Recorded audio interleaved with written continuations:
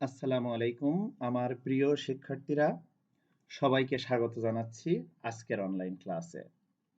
সাথে আছি আমি Aladin Rahman, lecturer management department, MM college Jessore. গতদিন জার্নালের প্রকৃতি, প্রকার এবং প্রয়োগ নিয়ে কিছু আলোচনা করেছিলাম। বাস্তব উদাহরণ সহ কিছু ইম্পর্টেন্ট রুলসও ডিসকাস করেছিলাম। আজ আমরা সে আলোচনার প্রেক্ষিতে কিছু প্রবলেম সলভ করব। জার্নাল হলো হিসাবের প্রাইমারি বুক, যেখানে আর্থিক লেনদেনসমূহ হওয়ার পর তারিখ অনুযায়ী হিসাবের বইতে সংরক্ষণ করা হয়। দুতরফা দাখিলা পদ্ধতি অনুযায়ী হিসাবের এক পক্ষ ডেবিট এবং সমপরিমাণ টাকায় অন্য পক্ষকে ক্রেডিট করা হয়।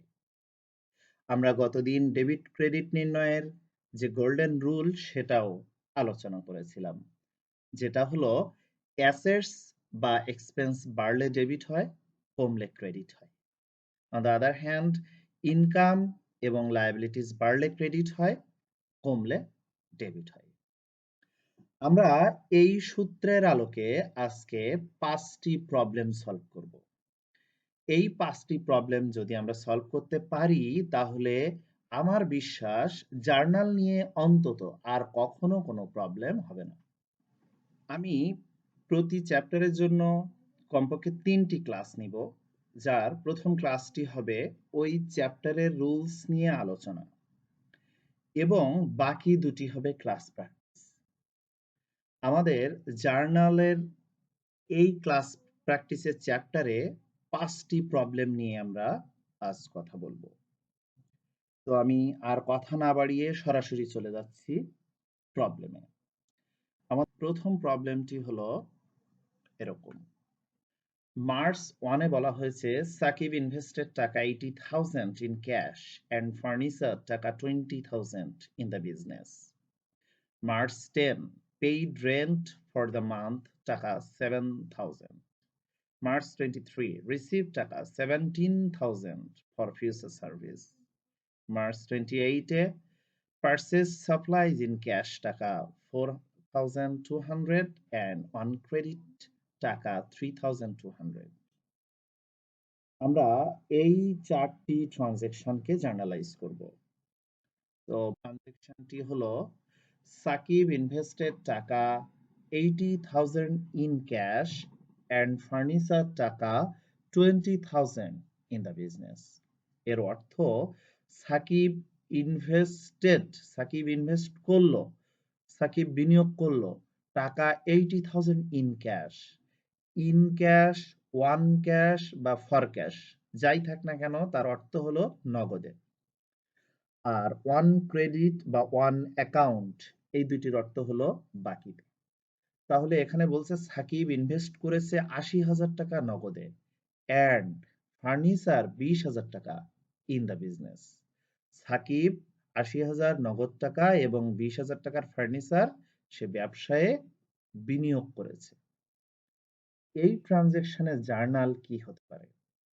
আমি অ্যাজ এ ম্যানেজার আমি চিন্তা করব আমার প্রতিষ্ঠান কি পেল, আমার প্রতিষ্ঠানে কি আসলো বা কি আমার প্রতিষ্ঠান থেকে চলে গেল। চিন্তা করো, আমি প্রতিষ্ঠানের ম্যানেজার হিসেবে তাহলে কি পেলাম? আমি 80,000 নগদ টাকা পেলাম এবং 20,000 টাকার ফার্নিচার পেলাম। নগদ টাকা কি? সম্পদ। তাহলে আমার প্রতিষ্ঠানে সম্পদ বাড়লো। ফার্নিচার কি? ফার্নিচারও সম্পদ। আমার প্রতিষ্ঠানে সম্পদ ফার্নিচার হিসেবে বাড়ছে, ক্যাশ হিসেবে বাড়ছে। তাহলে ক্যাশ বাড়লে কি হয়? ডেবিট। ফার্নিচার সম্পদ বাড়লে কি হয়? ডেবিট। সো ক্যাশও ডেবিট হবে, ফার্নিচারও ডেবিট হবে। বাট ক্রেডিট কি হবে? মালিক যা কিছু দিক না কেন সেটা ক্রেডিট নামেই দেয়। মালিক 80,000 টাকা নগদ দিয়েছে এবং ফার্নিচার দিয়েছে 20,000 টাকা। টোটাল কত টাকা দিয়েছে? কত টাকার সম্পদ দিয়েছে? 1 লক্ষ টাকা। তাহলে ক্রেডিট হবে 1 লক্ষ টাকা। কি নামে? ক্যাপিটাল নামে। সো আমরা বলতে পারি ক্যাশ ডেবিট 80,000 টাকা, ফার্নিচার ডেবিট 20,000 টাকা, ক্যাপিটাল ক্রেডিট 1 লাখ টাকা। আমরা চলে যাচ্ছি পরের ট্রানজ্যাকশনে। পরের ট্রানজ্যাকশনে বলা হয়েছে পেইড রেন্ট, ভাড়া পরিশোধ করা হলো ফর দ্য মান্থ, এই মাসের জন্য টাকা 7,000। 7,000 টাকা ভাড়া পরিশোধ করা হলো। ভাড়া পরিশোধ করা হলো, তার মানে কি? টাকা চলে গেছে। তো ক্যাশ যদি চলে যায়, ক্যাশ কি হয়? ক্রেডিট হয়। তাহলে ক্যাশ ক্রেডিট হলো। ডেবিট কি হবে? নিশ্চয়ই আমরা ভাড়া পরিশোধ করেছি। আমার একটা এক্সপেন্স হয়েছে আমার প্রতিষ্ঠানের। হ্যাঁ, কি এক্সপেন্স? Rent expense. তো এক্সপেন্স বাড়লে কি হয়? ডেবিট হয়। তাই rent expense debit, cash credit. নিশ্চয়ই তোমরা বুঝতে পেরেছো। আচ্ছা, পরের ট্রানজাকশনে এখানে বলা হয়েছে রিসিভ টাকা 17,000 ফর ফিউচার সার্ভিস, অর্থাৎ ভবিষ্যতে সার্ভিসের জন্য 17,000 টাকা গ্রহণ করেছি। আচ্ছা, ভবিষ্যতে সার্ভিসের জন্য যদি তুমি টাকা এখন গ্রহণ করো, এটা কেমন হলো? এটা নিশ্চয়ই ঠিক হয়নি। যা হোক, যেহেতু গ্রহণ করেই ফেলেছি, টাকা তো চলে আসছে প্রতিষ্ঠানে। হ্যাঁ, তাহলে টাকা কি হবে? ক্যাশ ডেবিট হবে। যেহেতু ক্যাশ চলে আসছে, ক্যাশ আমাদের প্রতিষ্ঠানে বাড়ছে, সো ক্যাশ ডেবিট। ক্রেডিট কি হবে? আচ্ছা, তুমি যে আহ, কাজ করনি, যে কাজটা ভবিষ্যতে করবে, যে সেবাটা দাওনি এখন, যে সেবাটা ভবিষ্যতে দেবে, সেই সেবার জন্য যদি তুমি টাকাটা অগ্রিম নাও, ওই সেবাটা তোমার জন্য কি? অবশ্যই দায়। কারণ তুমি টাকা পেয়েছো, ওই টাকার দায়বদ্ধতা থেকেই তোমাকে ভবিষ্যতে সেবাটা দিতে হবে। সো এখানে এই সেবাটা হলো দায় হয়ে গেল। তো কি হবে সেটা? Service revenue. কারণ আমরা তো সার্ভিস দেওয়ার ফলে যদি কোনো টাকা পেয়ে থাকি, সেটা সাধারণত সার্ভিস রেভিনিউ ক্রেডিট করি। কিন্তু যদি সেটা সার্ভিস দিয়ে থাকি, আমি যদি সার্ভিস দিয়ে কোনো টাকা পাই, তাহলে ক্যাশ ডেবিট হয়, সার্ভিস রেভিনিউ ক্রেডিট হয়। কিন্তু এখানে কি সার্ভিস দিয়েছি? না, সার্ভিস দিইনি। এই সার্ভিসটা আমি ভবিষ্যতে দিব, তার মানে এই টাকাটা আমার হালাল হয়নি। হালাল মিন্স অর্জিত হয়নি, উপার্জিত হয়নি। এই টাকাটা আমার জন্য অনুপার্জিত আয়, অর্থাৎ আনআর্ন সার্ভিস রেভিনিউ। যদি কোনো টাকা আমরা পাই কোনো সেবা না দিয়ে, সেবাটা পরে দিব, এরকমটা হয়ে, তাহলে ওই সেবা আয়টাকে বলা হয় আনআর্ন সার্ভিস রেভিনিউ। তাহলে আমাদের জাবেদা হবে cash debit, unearned service revenue credit. নিশ্চয়ই বুঝেছো। ওকে, আমরা পরের জার্নালে চলে যাচ্ছি। এখানে বলা হয়েছে পারচেজ সাপ্লাইজ। সাপ্লাইজ ক্রয় করা হলো। ইন ক্যাশ টাকা 4,200, অর্থাৎ নগদে 4,200 টাকায়, এবং এন্ড অন ক্রেডিট টাকা 3,200, এবং বাকিতে 3,200 টাকা। আচ্ছা, আমাদের এরকম হয় না? যখন আমরা কোনো দোকানে যাই, একটা জিনিস পছন্দ হলো, 2,000 টাকা দাম, কিন্তু পকেটে আছে 1,500 টাকা।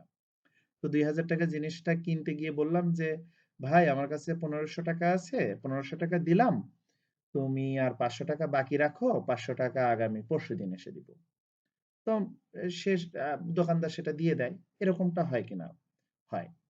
তো এখানেও ঘটনাটা ঠিক তেমনই ঘটছে, যে আমরা কিনেছি, পারচেজড করেছি সাপ্লাইজ, নগদ টাকা দিয়েছি 4,200, আর বাকি রেখেছি অন ক্রেডিট, বাকি রেখেছি 3,200।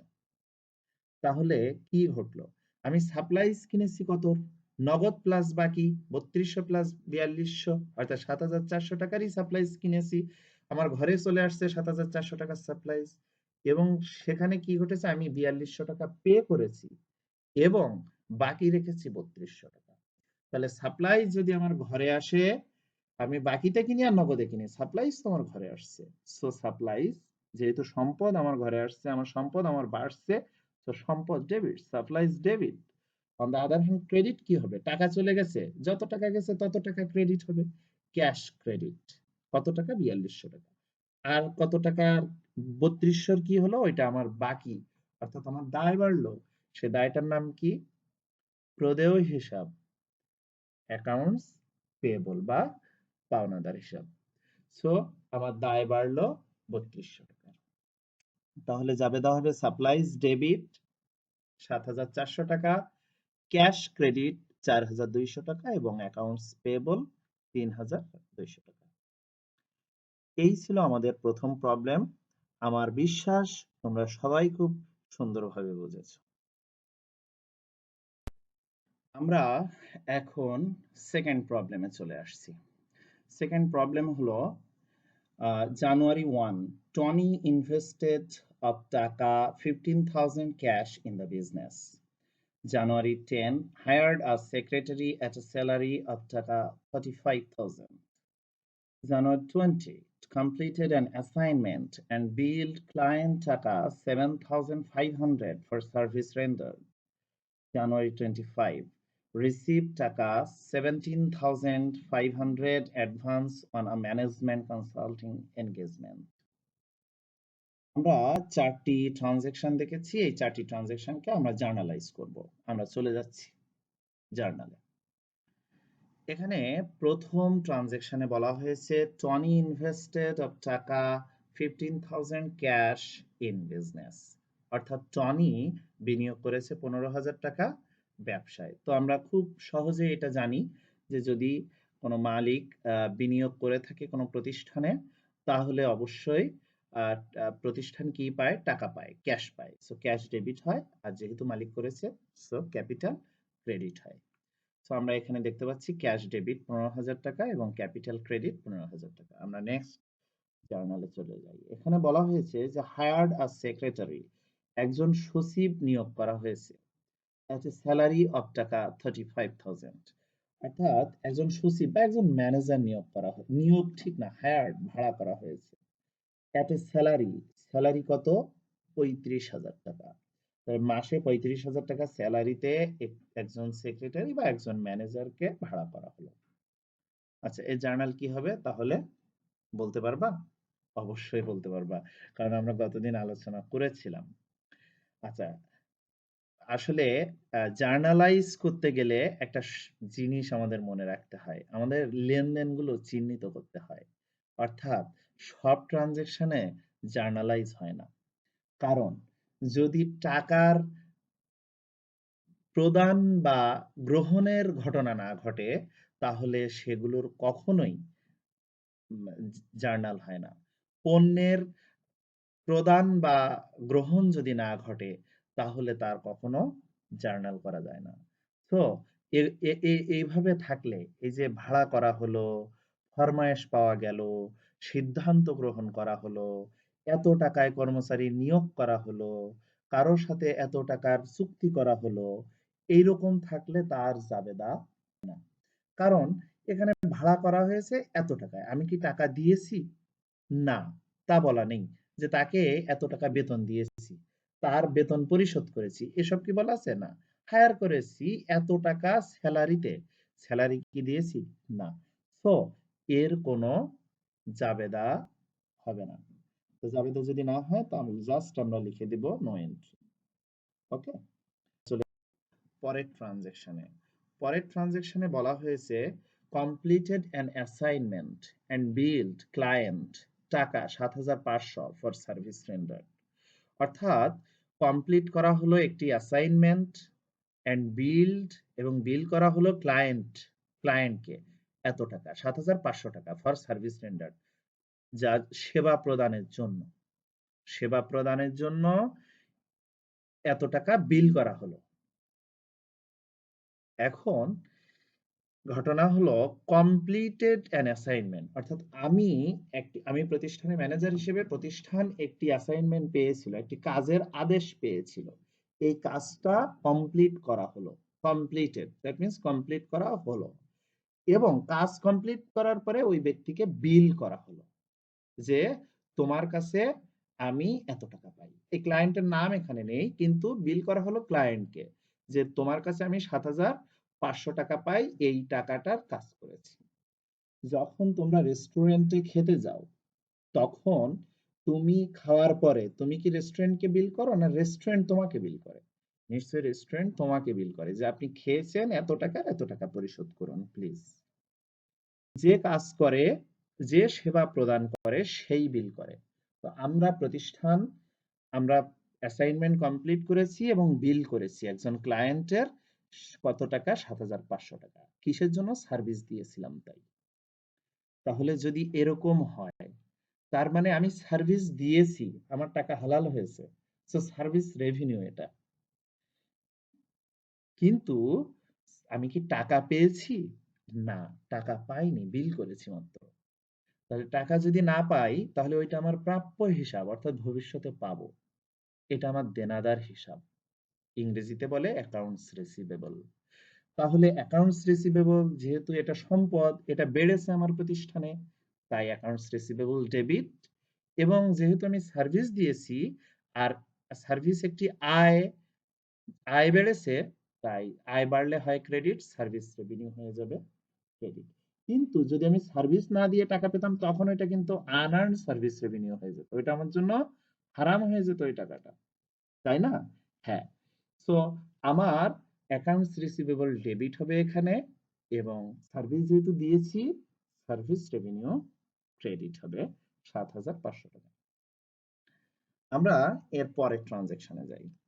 এর পরের ট্রানজ্যাকশনে বলেছে যে জানুয়ারি 25 এ রিসিভ টাকা 17,500 advance on a management consulting engagement. অর্থাৎ একটি ম্যানেজমেন্ট কনসাল্টিং এর কাছ থেকে আমরা 17,500 টাকা রিসিভ করেছি অ্যাডভান্স, অগ্রিম। আমরা কোনো একটি প্রতিষ্ঠান, যেটা হলো ম্যানেজমেন্ট কনসাল্টিং এনগেজমেন্ট, এই প্রতিষ্ঠান থেকে আমরা অগ্রিম টাকা নিয়েছি 17,500 টাকা। আচ্ছা, টাকা তো নিয়েছি, তার মানে ক্যাশ তো আসছে আমার প্রতিষ্ঠানে, সো ক্যাশ ডেবিট। কিন্তু আমি কি কাজ করে টাকা নিয়েছি? যদি কাজ করে টাকা নিতাম তাহলে কি অ্যাডভান্স শব্দটা থাকতো? না। যেহেতু কাজ করিনি, তার মানে ওই টাকাটা আমার জন্য হারাম, অর্থাৎ আমার জন্য উপার্জিত নয়, ওটা অনুপার্জিত, অর্থাৎ unearned. So unearned service revenue credit. আমরা দেখতে পাচ্ছি cash debit, unearned service revenue credit. Okay, আমাদের 2 নাম্বার শেষ হলো, 2 নাম্বার প্রবলেম। আমরা এখন যাব 3 নাম্বার প্রবলেমে। 3 নাম্বার প্রবলেমে এখানে আছে এপ্রিল 1 এ বলা হয়েছে রুবায়াত ইনভেস্টেড ক্যাশ টাকা 2,50,000, ফার্নিচার টাকা 30,000 এন্ড ইকুইপমেন্ট টাকা 50,000 ইনটু বিজনেস। অর্থাৎ রুবায়াত ইনভেস্ট করেছে 2.5 লক্ষ টাকা নগদ, ফার্নিচার করেছে 30,000 টাকা, ইকুইপমেন্ট করেছে 50,000 টাকা ইনটু বিজনেস। আচ্ছা, পরের ট্রানজ্যাকশনে বলা হয়েছে he purchased office supplies for cash টাকা 20,000 এন্ড ওয়ান অ্যাকাউন্ট টাকা 15,000। তারপর এটা পেইড টু অ্যাকাউন্টস পেয়েবল টাকা 1,000 advance on a management consulting firm, then received cash from accounts receivable টাকা 35,000। আমরা জার্নালে প্রথম ট্রানজ্যাকশন হলো রুবায়াত ইনভেস্ট করেছে, ইনভেস্টেড ক্যাশ টাকা 2,50,000, অর্থাৎ রুবায়াত নগদ টাকা ইনভেস্ট করেছে 2.5 লক্ষ টাকা, ফার্নিচার করেছে 30,000 টাকা, ইকুইপমেন্ট করেছে 50,000 টাকা ব্যবসায়। তাহলে ব্যবসায় যদি এই টাকা এবং সম্পদগুলো রুবায়াত ইনভেস্ট করে, আমরা খুব সহজেই জানি টাকা সম্পদ যাই করুক সেগুলো ডেবিট হয় এবং ক্যাপিটাল নাম দিয়ে বাকি সবগুলোর যোগফল ক্রেডিট হয়। তাহলে ক্যাশ ডেবিট 2.5 লাখ টাকা, ফার্নিচার ডেবিট 30,000 টাকা, ইকুইপমেন্ট ডেবিট 50,000 টাকা, টোটাল ক্যাপিটাল ক্রেডিট 3,30,000 টাকা। ওকে, আমরা পরের ট্রানজ্যাকশনে চলে যাচ্ছি। হি পারচেজড অফিস সাপ্লাইজ, সে অফিস সাপ্লাইজ ক্রয় করেছে কত টাকা? ফর ক্যাশ টাকা 20,000, অর্থাৎ নগদে 20,000 টাকা, এন্ড অন অ্যাকাউন্ট টাকা 15,000। অর্থাৎ সে নগদ 20,000 টাকা এবং বাকিতে 15,000 টাকা, টোটাল মিলে সে অফিস সাপ্লাইজ ক্রয় করেছে, পারচেজ করেছে। আচ্ছা, একটু আগে আমরা এরকম একটা ট্রানজ্যাকশনে জার্নালাইজ করেছি।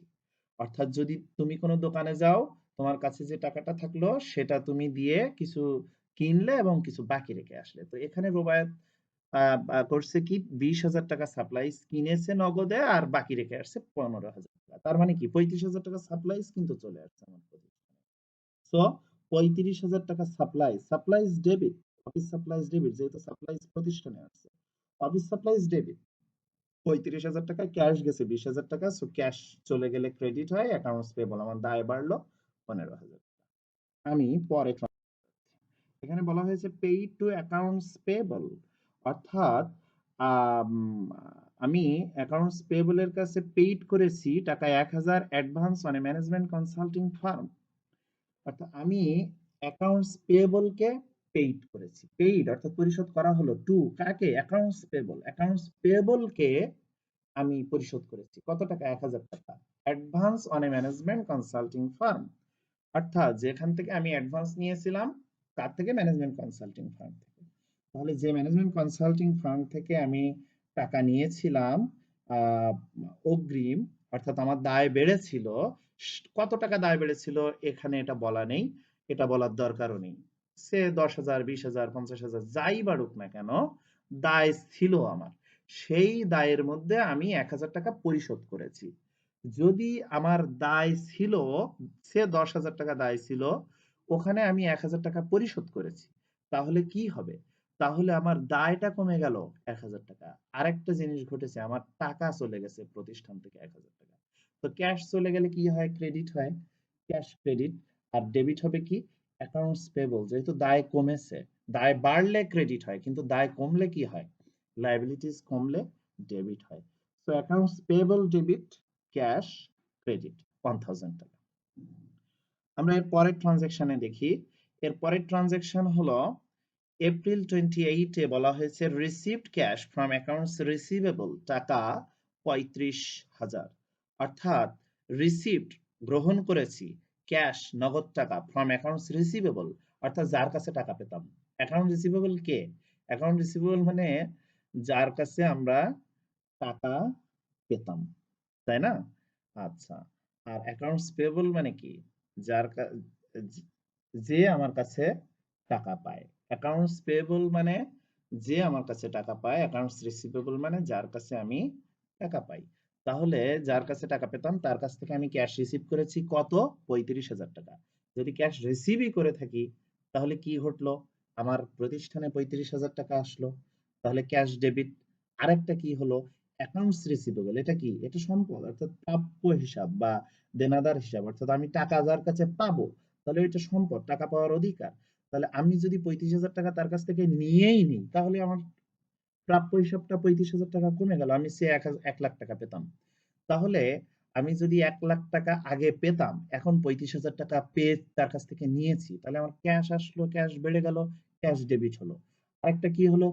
আগে 1 লাখ পেতাম, 35,000 টাকা নিয়েছি, এখন কি আর 1 লাখ টাকা পাবো? না, 35,000 টাকা কম পাবো। দ্যাট মিনস আমার অ্যাকাউন্ট রিসিভেবল যেটা সম্পদ, সেটা কমে গেছে। তো সম্পদ কমে গেলে কি হয়? ক্রেডিট হয়। তাই এখানে হবে cash debit, accounts receivable, credit. এই আমাদের আম, 3 নাম্বার প্রবলেম শেষ হলো। আমরা চলে যাচ্ছি 4 নাম্বার প্রবলেমে। Problem number 4। এখানে ট্রানজাকশন গুলো হলো এরকম: আনিকা ইনভেস্টেড টাকা 50,000 ক্যাশ এন্ড ফার্নিচার টাকা 20,000 ইন দ্য বিজনেস, পেইড টাকা 1,480 for 1 year insurance, sold 100 coupon books for taka 15 each. Each book contains 10 coupons that enable the holder to pay 1 round of miniature or to bid on bucket of golf balls.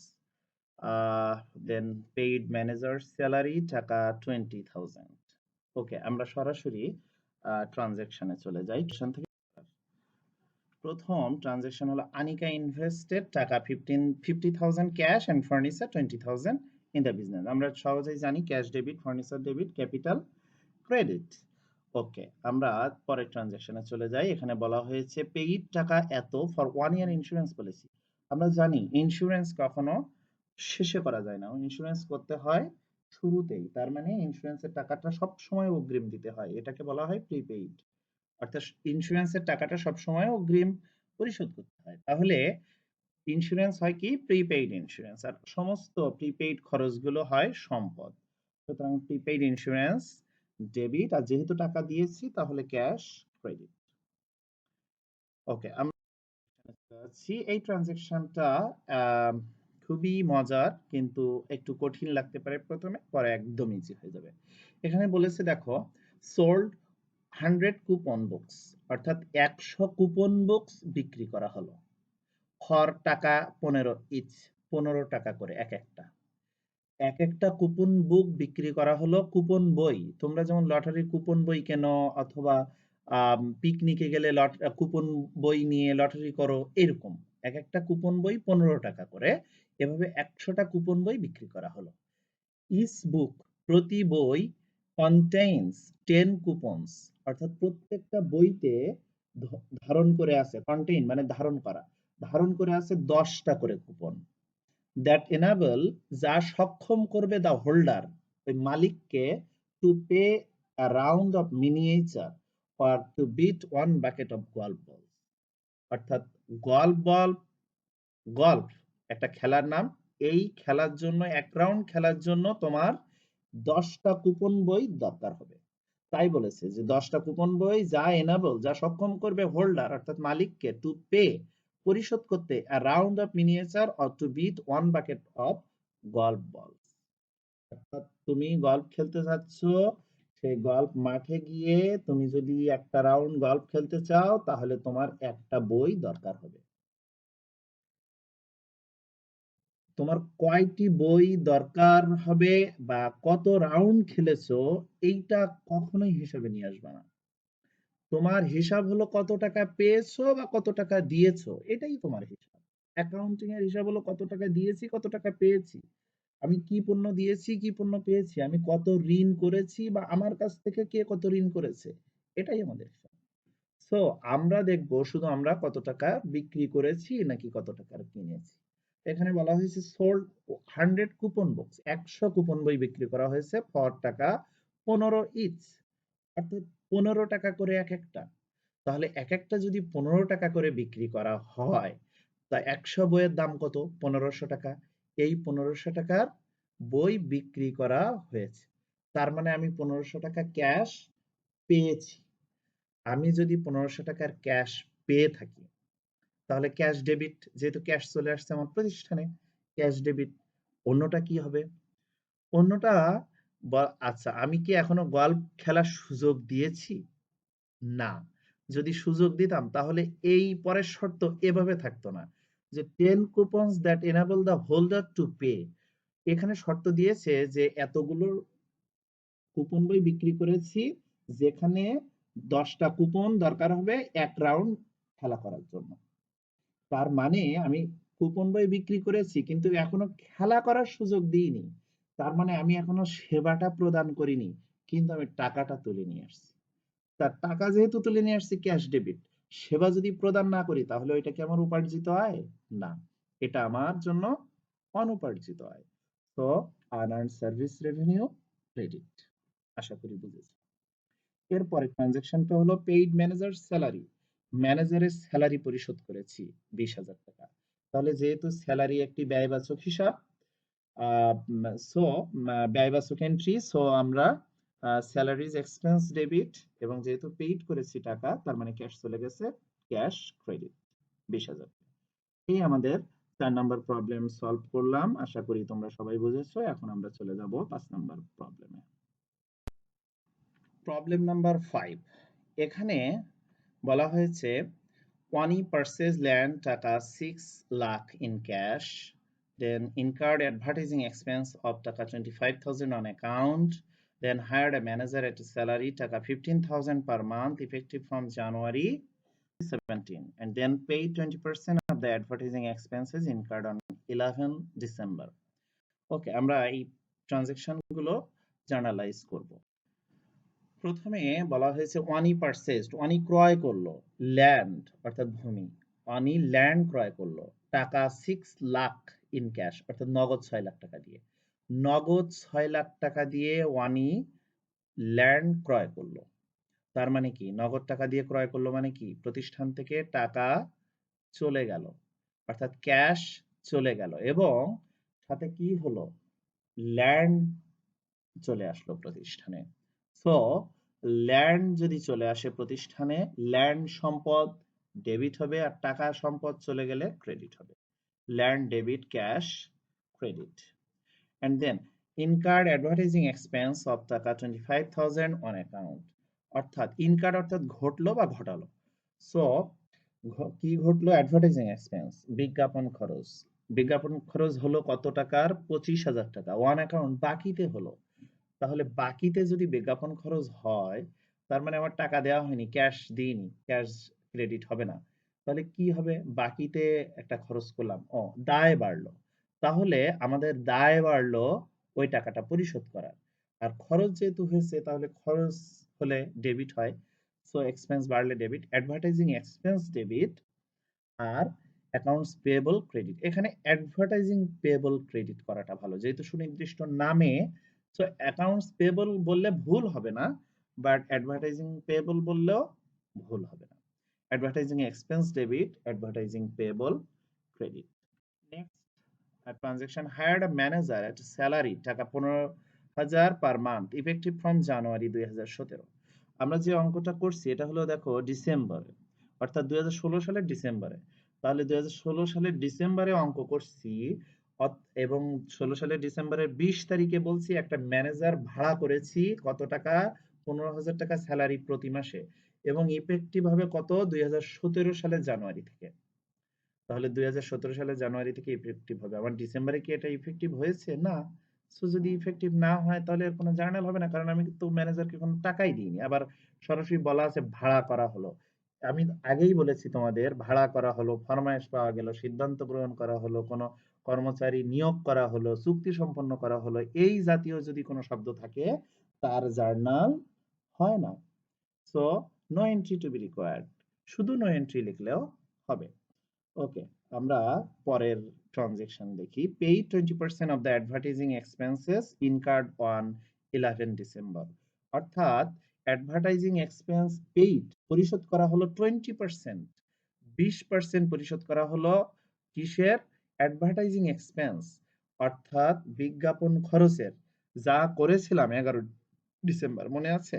অর্থাৎ আমরা 11 December একটি বিজ্ঞাপন খরচ করেছিলাম বাকিতে, সেই বাকি যে টাকাতে খরচ করেছিলাম আমাদের ওখানে জার্নাল হয়েছিল advertising expense debit, advertising payable credit.